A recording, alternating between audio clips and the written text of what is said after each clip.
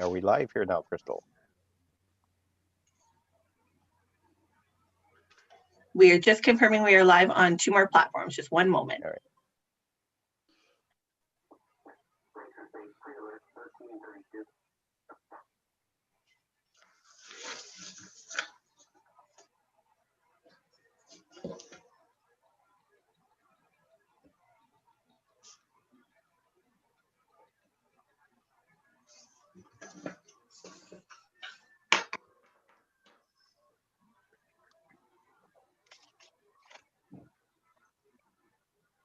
Thank you, Chair Armour. We are now live.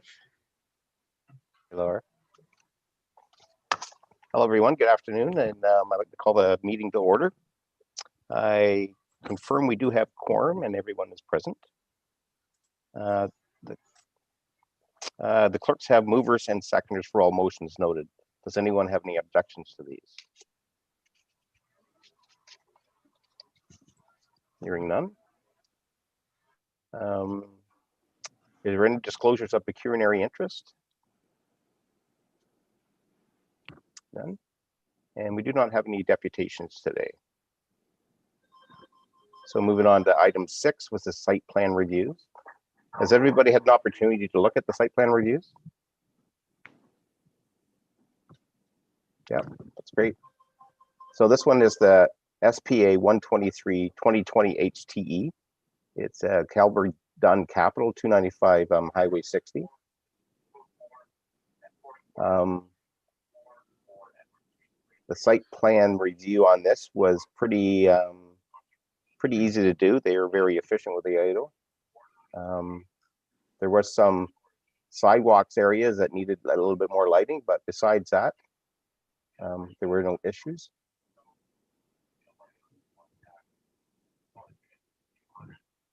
Anybody have any comments? Okay, not hearing any. We move on to previous business. And under 7.1, we have the site plan checklist. Has everybody had an opportunity to review that? Are there any questions?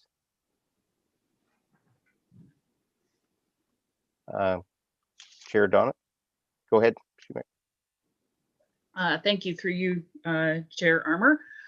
So I'm totally fine, and I do appreciate that we were given the updates that I know Deb Kerwin had taken a look at the time. I guess my only question is, and there might not be anyone here, maybe Denise can answer, with the new CPP going forward, is it still reflective of that process? Sorry, I'm just trying to pop on. So I would have to follow up with Kirsten, Director Maxwell, on that specific question, but I would be happy to do so, and we could certainly report back to committee, but I'm not 100% sure if that's actually addressed. Yeah, my question was, because this checklist was designed before we went into the CPP process, are there any tweaks that we would need in respect to that would be my only question. Right, and through you, Mr. Chairman, that's something that certainly Kirsten would be aware of, that checklist existed. So yeah, they would definitely be, if there's any changes that would be required, they'd amend it accordingly. Sorry about that, Councillor Schumacher. I misunderstood your question.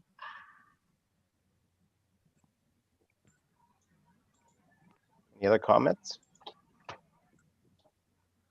That's good. I guess that if the checklist's good to go, we're going to start using this one going forward. Go ahead, Crystal. Just to speak to procedure, I think they were just looking for some comments, and if there are no comments at this time, I think we'll have staff probably come back with a report to the next meeting so that the committee can officially adopt it. Excellent. And we'd be incorporating some of the comments that Deb had reflected in her assessment of it. Yes, I believe those have been sent to staff, and if not, we'll make sure they have a copy of it to incorporate into the report. Excellent. Go ahead, Laura. I'm not sure if I'm muted or not. Can you hear me? Yes. I forget how to mute when I'm not talking, but anyway, I looked at it and it's kind of confusing to me, but just one thing I would like somebody to say to somebody is, for me and my particular, and everybody's disability is different, but in my particular one, and I think it would be good for other people is always have something to hang on to that's solid. Like as much as you can get a handhold somewhere where you're changing directions or you're changing elevations. If you know what I mean, like for instance, I don't come in the front door because it goes up that grade Right. at the town hall and there's nothing to hang on to and people can come everywhere. Whereas I come in the back of the building because I can come down close to the vehicles and then down the railing ramp. Right. So it's just if they're thinking of making any sort of slope or any sort of change in height or anything, that there's something to hang on to is wherever it's possible. Okay, excellent. And any We'll sort make of a those. ramp or, yeah. Yep. And how do I mute this thing? Can somebody just tell me this over the phone? Over the Lower thing? left-hand corner, there should be a mute button. I don't see it. It looks like a little microphone, Laurel. Oh, yes. Okay. Sorry. I was looking at it right. You're muted. Thanks for that. Are there any other comments? Excellent. So we'll just move on and have the report coming for next committee meeting on that. So we're going to move on to new business, which is 8.1. That's Kay Leslie, re-electric scooters. Thank you. Now, am I muted? No, you're not. Okay, I use an all-day command, so thank you. I appreciate the opportunity to address this topic because while it may not be an issue here in Huntsville at this moment, it certainly has become an issue for people with disabilities and seniors or anyone who, is disadvantaged with respect to mobility and so on. And so I'll make this brief because I did forward the link to Crystal and Brenda, just so that if you want to forward it on to everybody, they could read the details. But basically, just for definition purposes, when we talk about e-scooters, we are not talking about any kind of scooter that is electric and is used like a wheelchair, right? So these are in fact bicycle type of scooters that sometimes have 2 or 3 wheels and are electric. So they make no sound whatsoever. And they start with a key. So there's no pedaling necessary or anything, unlike the ones that have like a kick kind of start thing. And so anyway, the bottom line is that they have been banned in every place in Ontario except Ottawa, which for that reason, I do not know why. But on any kind of public roads, sidewalks, spaces, even bike lanes and bike paths, because there are no regulations attached to them.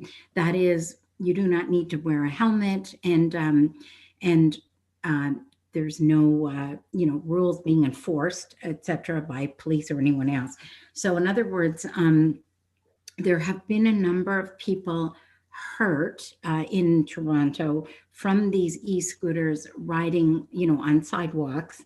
And I guess the problem is there is no insurance or regulations. So there is no way to, even consider like compensation or whatever.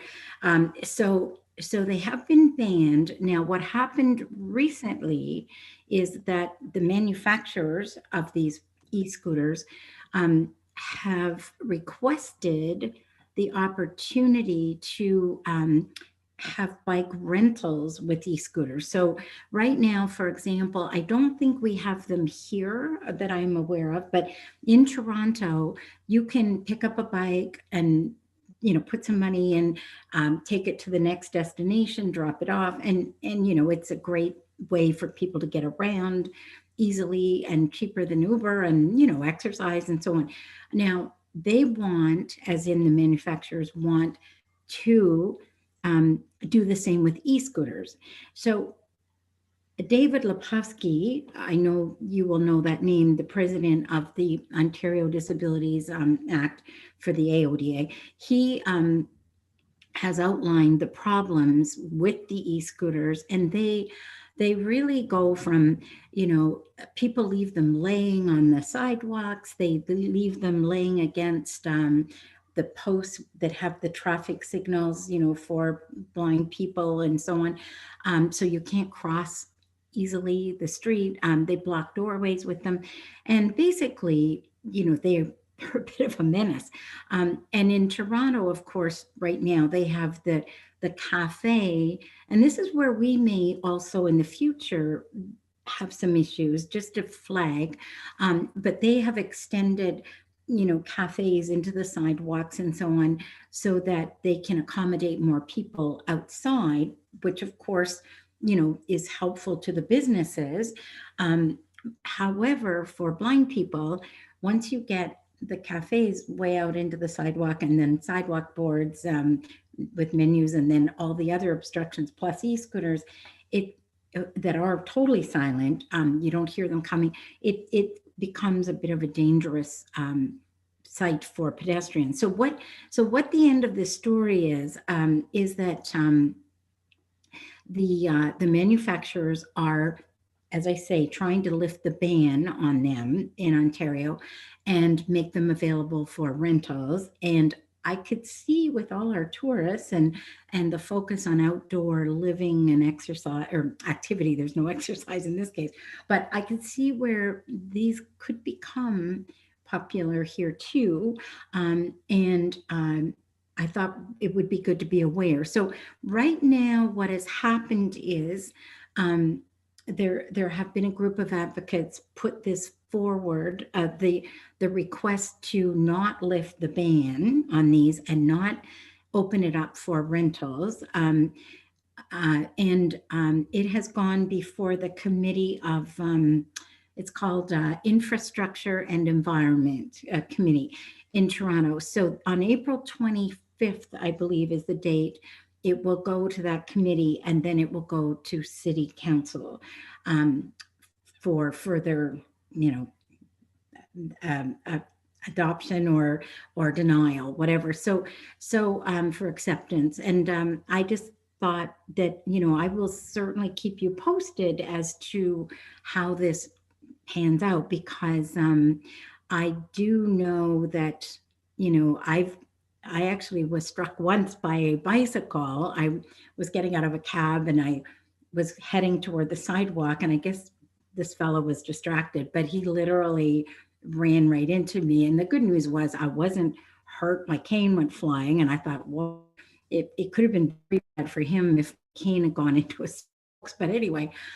he was just distracted. But you don't hear them coming. This is an e-scooter, and they go 24 to 30 kilometers an hour, and higher in some cases. So I just thought, you know what, it's something to be aware of. And I see that, you know, for, as I say, seniors or anybody with any kind of disability, if someone is riding behind you and you just happen to veer a bit, you can be, you know, hurt. And so anyway, I just thought it would be something that our group might want to be aware of, that it is going before this committee and City Council, and I'll keep you posted.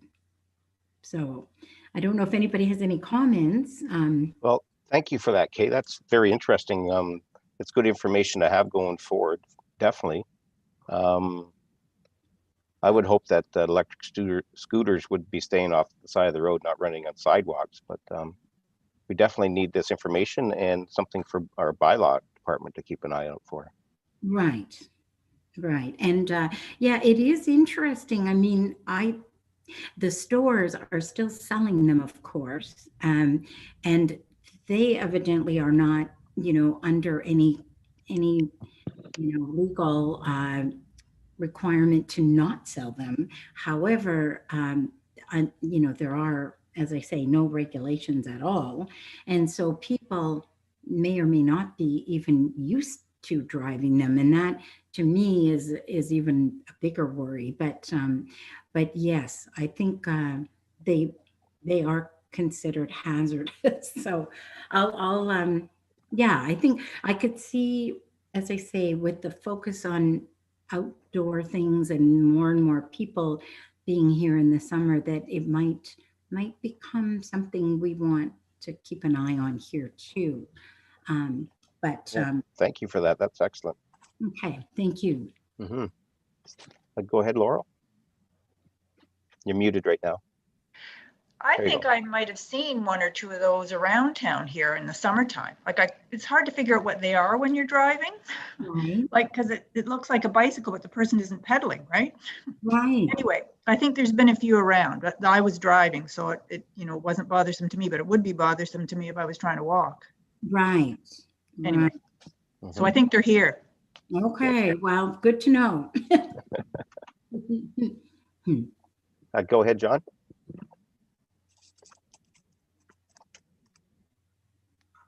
There we go. So that would be like the electric bicycles as opposed to like the sitting down scooter. Is that correct? Because I Exactly. understand that so the new ones that are coming out, I understand, have a higher speed Yes. assigned to them with the newer electric batteries.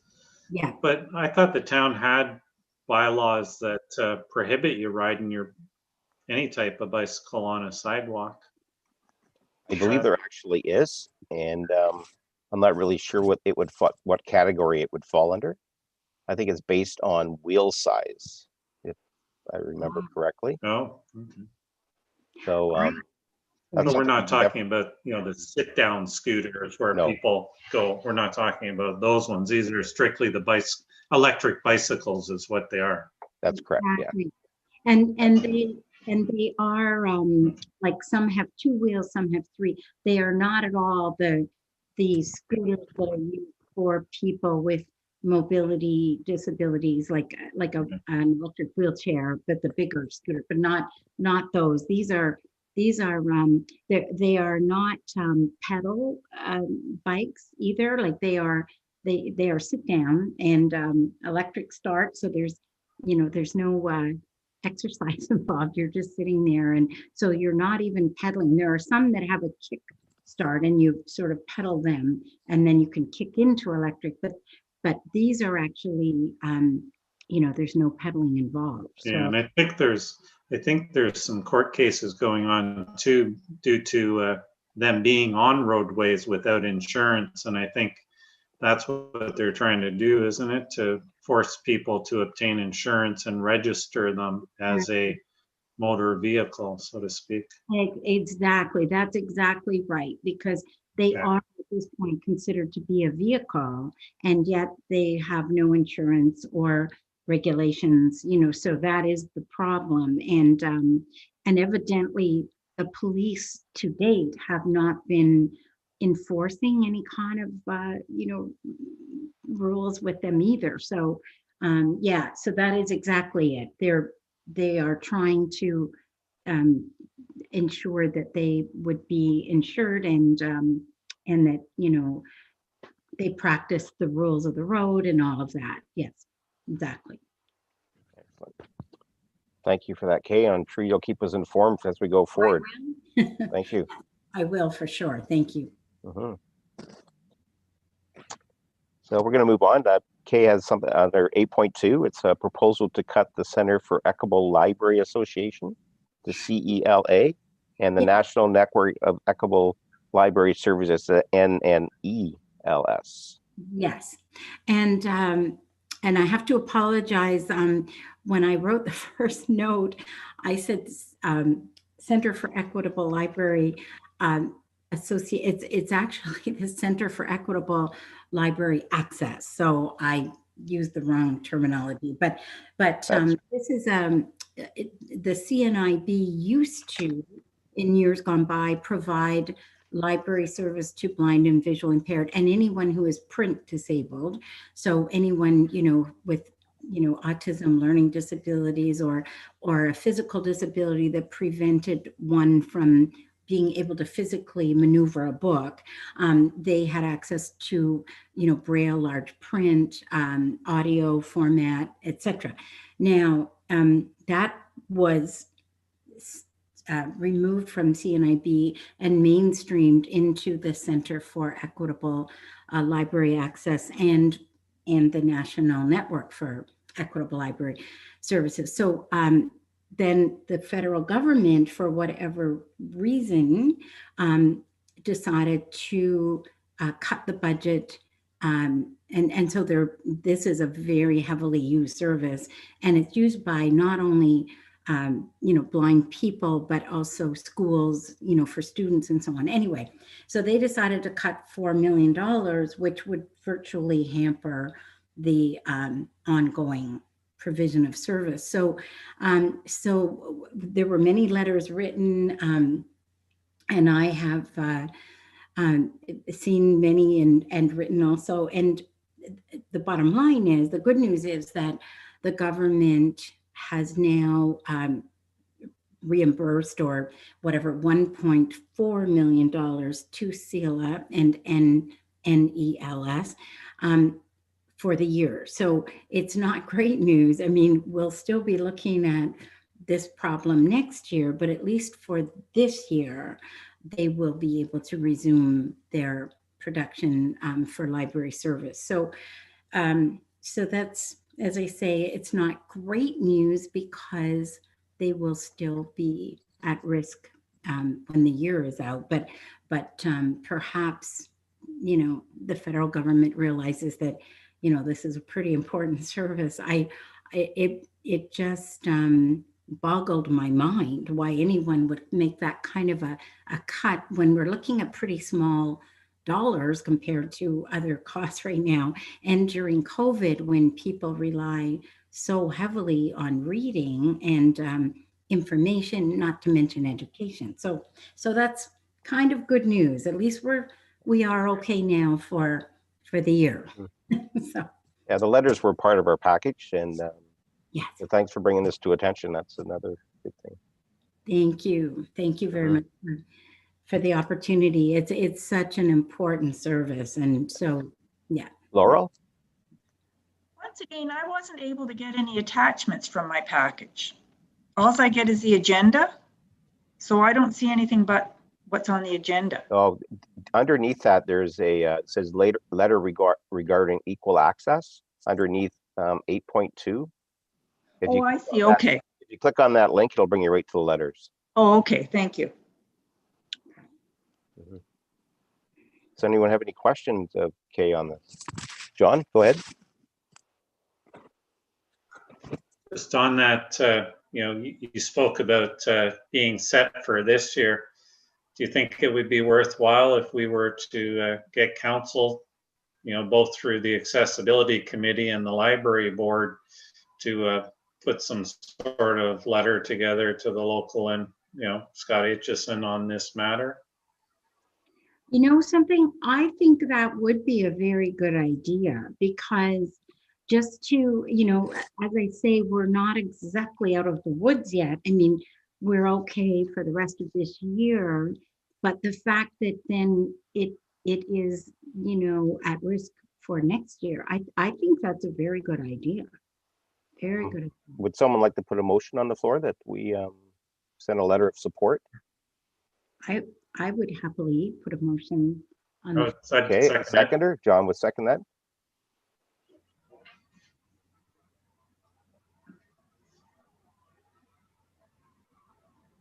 I think Crystal's quickly typing there. Just for some clarification of wording, so we're supporting CELA and NELS in and continued funding. That is correct.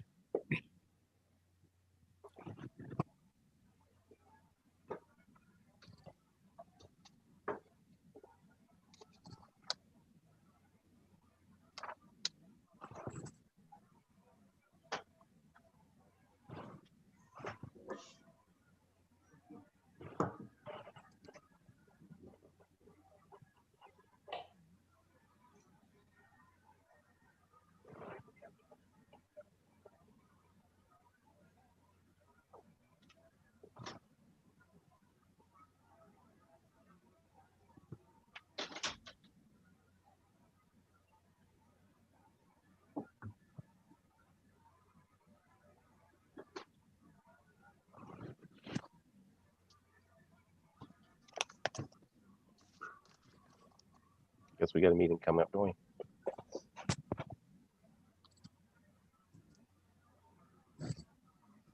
While Crystal's doing that, we can move on to 9.1, if that's all right with everybody, which would be counselors' updates.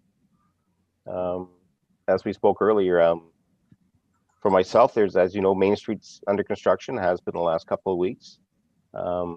One thing we were discussing last night was through Vice Chair Schumacher, that the accessibility of Main Street and the sidewalks, our understanding that they're not totally accessible right now.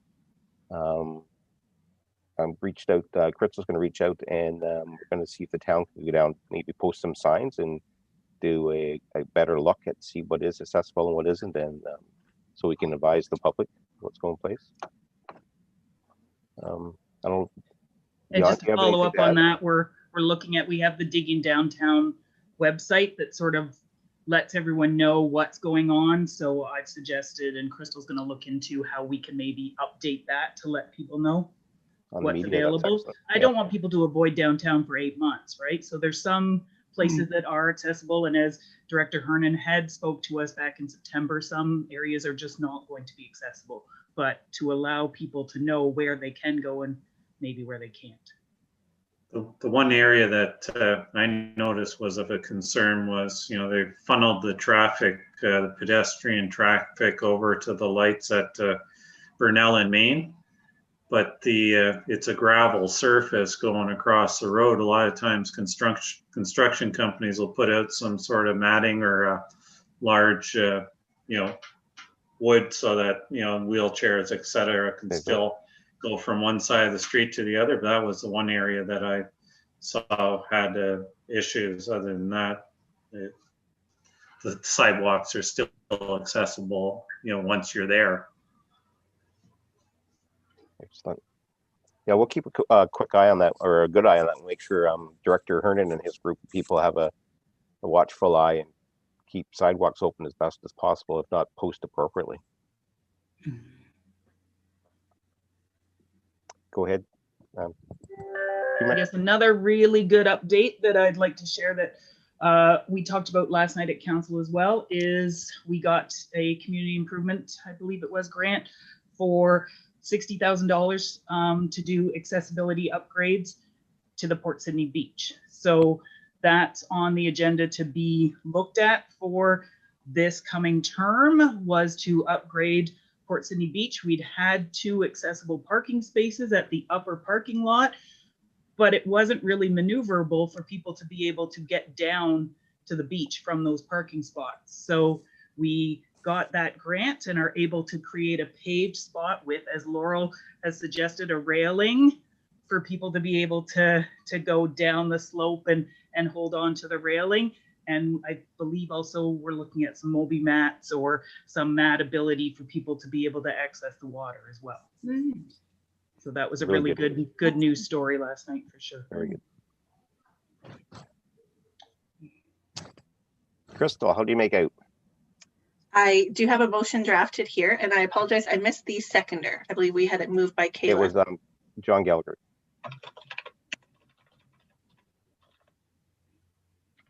I'm just going to share my screen here. Alrighty.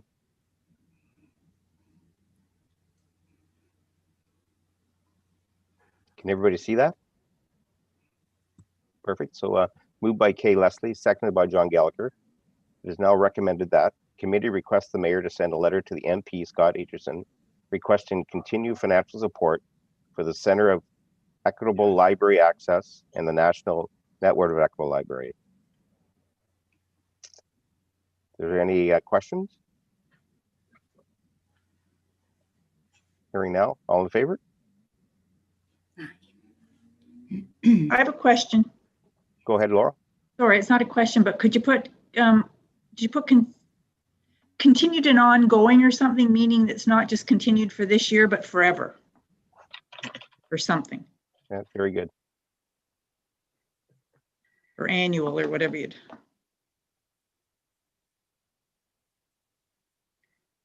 Okay, so I've continued an ongoing financial support. Good, sounds good. Thank you. All those in favor of the motion? Aye. Opposed? Seeing none, that's motion. carried unanimously.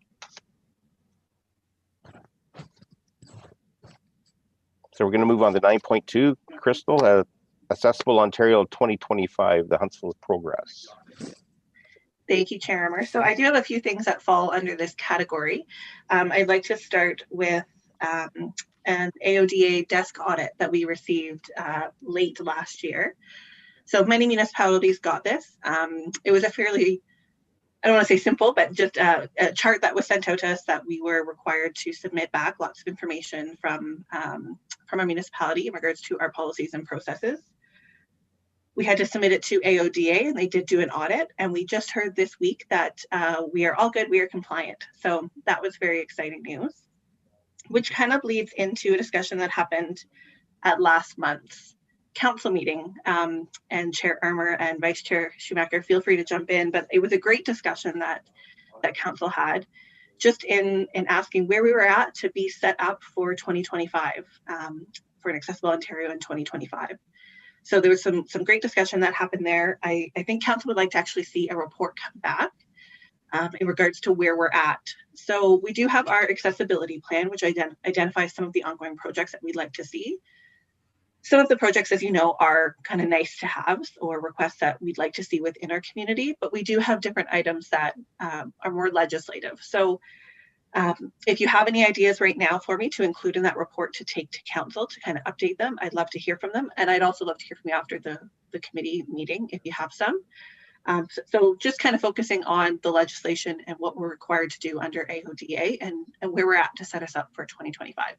So that's what I'm looking to take to forward to council. Excellent. Would you like us to, if we have anything, to send it to you by email? That would be great. Yes, please. Okay. Excellent. Are there any questions of Crystal? Go ahead, Councillor Schumacher.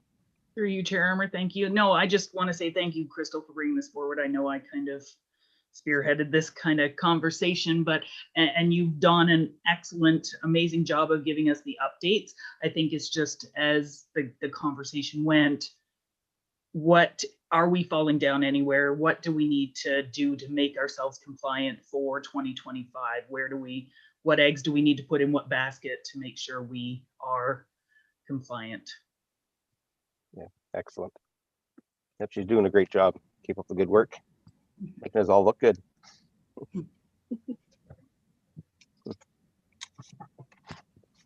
Does anything have any other new business or information you'd like to bring forward to us?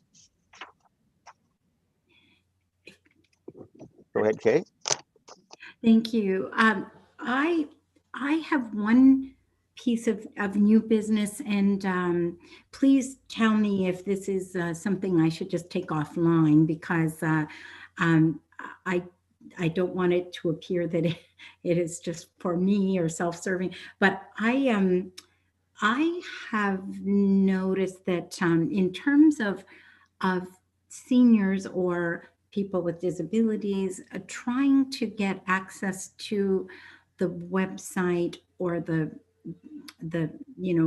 for signing up for COVID injections, for the vaccines, that because of all the screens one needs to go through in order to sign up, it locks you out, times you out, if you're using screen reader software, as I do.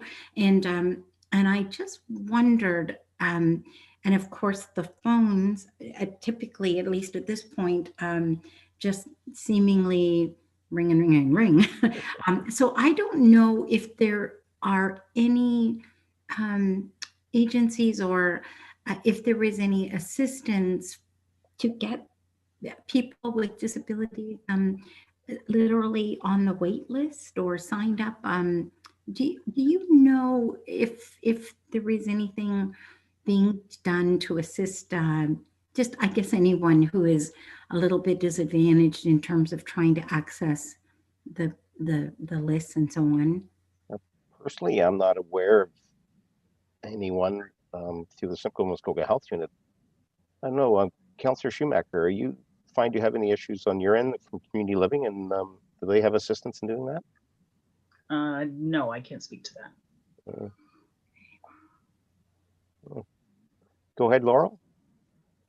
I think they're finding all over that people who are over age 80 aren't signing up. And it's probably for many of the same reasons, is because it's not easy for them to do. And the thought of, I mean, it has to do with accessibility. For me, the thought of getting myself over to that Summit Center and getting how I'm getting in there and how I'm getting, because I can't stand in line. And, you know, if you had to go to the TT, anyway, I think it's a problem, and I think they're recognizing it now. So hopefully in their efforts, and actually the pharmacist told me, and this just was kind of on an offside, that they might come to some people's houses and do it. Oh, so interesting. it would be, if they told me I could go and meet in the independent parking lot and stick my arm out, I'd be happy. Then I don't have to worry about the rest of it, right? Yeah. But you have to get on that list. And I mean, there's a lot of barriers you're finding, like not everybody just clicks on their computer and away they go. So hopefully, Kay, they'll be addressing that. Okay, good. Yeah. And I can, I mean, I certainly am fortunate in that, you know, I have relatives here that I can, they're, you know, they will try and help too. But I did notice that for screen reader users, it is pretty much impossible to successfully get on and get your name on before you're timed out, because you have to wait, you know, for it to talk and then go to the next. So anyway, I just wondered, yeah, so that, thank you. And I can also, just for my own interest, check in with the seniors organization and see if they too have noticed, you know, any gaps in terms of everyone having equitable access to the vaccine, you know, wait list. So thank you. Excellent. I see the CA Corey has joined us and got her hands up. She may have some information for us. Thank you very much, Chair Armour. So we have actually had similar discussions with Dr. Gardner. The Simcoe Muskoka area CAOs meet with Dr. Gardner on a weekly basis. We did have that conversation a couple of weeks ago, how registration by way of computer might be difficult for some. He did explain to us that that's why they had the option to call in by telephone, which again is proving to be a bit challenging, as you had noted. So I do actually have another meeting with Dr. Gardner on Thursday, and I would certainly be happy to bring this issue again to his attention, specifically with the reader, Kay, that you had noted might actually pose a challenge because of the delay in the information and being able to actually enter that information. So I'd be happy to bring that to his attention on Thursday. Oh, thank you very much. Thank you. I appreciate it. Thank you. Excellent, everyone. So this is bringing our meeting to conclusion. So I have it moved by Councillor Dion Schumacher and seconded by Laura Shaw that we do now adjourn at 2:10. All those in favor? All right, carried. Thank you, everyone. Thank you.